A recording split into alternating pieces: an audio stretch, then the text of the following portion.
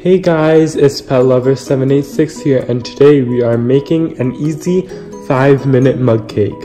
This is the perfect recipe if you're craving chocolate cake but don't have enough time to bake. Ingredients you will need are 1/4 cup flour, 1/4 cup sugar, 2 tablespoons cocoa powder, 1/8 teaspoon baking soda, and 1/8 teaspoon salt, 3 tablespoons of milk, 2 tablespoons of oil, 1 teaspoon of water, and 1 teaspoon of vanilla.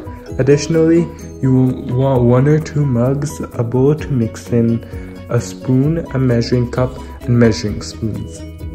Put in all your ingredients in a bowl. After you're done, mix all your ingredients together and make sure there are no lumps. This serving size is perfect to share with someone else.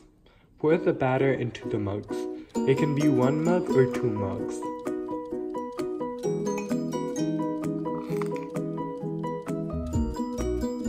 Microwave for 1 minute and 45 seconds.